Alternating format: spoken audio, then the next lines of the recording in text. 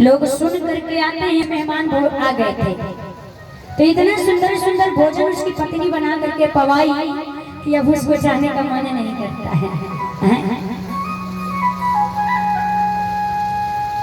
अब इतना सुंदर सुंदर व्यंजन, सोचिए अब कोई आ जाए जिसके घर में आज सुंदर सुंदर भोजन प्रसाद, सुंदर सुंदर व्यंजन, सुंदर सुंदर प्रकार के नाश्ता, हर चीज का व्यवस्था मिले, सुंदर सुख मिले, तो किसी को जाने का मन करेगा।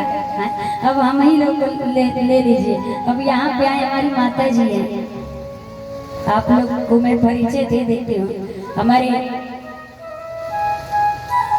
बालक बाबा जी, बालक यादव जी, उनके वहां उनकी धर्म पत्नी जी, कितना सुंदर भाव है। ठाकुर जी आपके भाव को ऐसे ही सजाए रखे हैं। माता जी रोज रोज दिन रात कुछ न कुछ लेकर के पहुंचती रहती हैं, खूब चकाचक हम लोगों को एकदम प्रसन्न रखती हैं। अब खूब चकाचक बातें हैं, इतना सुख देती हैं, इतना ऐशो आराम मिलता है। अब बताइए जब इतना चकाचक बैठे बैठे खाने को ऐशो आराम, सेवा पानी मिलेगा तो किसी को जाने का मन करेगा। हम तो कहते हैं कि 2-4 दिन का थोड़ा और बढ़ जाता तो बैठ के आराम से खा पी के मोटा के जाते हैं। लेकिन क्या करें, 25 तारीख से कथा लगी हुई है हमारी। आपने इतना प्रेम दुलार दिया। अब इसी तरह से भाई साहब आए मेहमान जी, और उनकी पत्नी इतनी सुंदर सुंदर व्यंजन बना के खिलाई। अरे बाप रे बाप, 4-5 दिन तक रुक गए, जाने का नाम ही नहीं लेते। अब पत्नी आके पति देव से कह रही है, देखो ना यहाँ कहे जाने का नाम ही नहीं लेते हैं। पति ने कहा हाँ जाएंगे कैसे, और बढ़िया बढ़िया बना के खिलाओ, और कोल्ड ड्रिंक माजा बना के पिलाओ, और सुंदर सुंदर खिलाओ, कहाँ से जाएगा, और सेवा करो बढ़िया से बना के, रोज निमन निमन डिश खिला रही हो, कहाँ से जाएगा।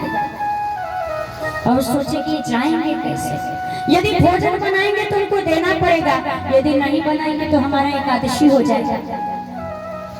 अब सोचे कि भोजन कैसे नहीं बनाएंगे, अगर भोजन बनाएंगे तो उनको भी देना पड़ेगा। तो सोचे चलो आज भोजन नहीं बनाएंगे, आज हम झगड़ा कर लेंगे दोनों लोग। अब दोनों पति पत्नी खूब झगड़ा करने लगे।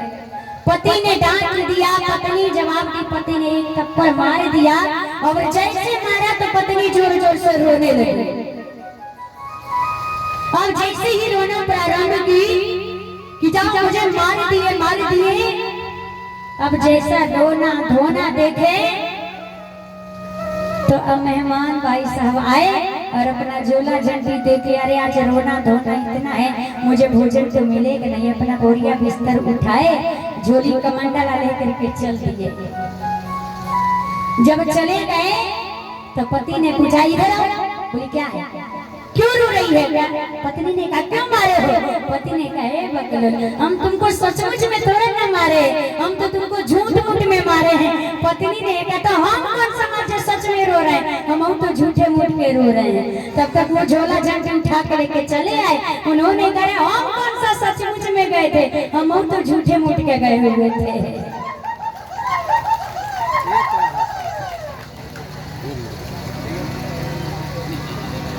बोलिए राघवेंद्र सरकार की।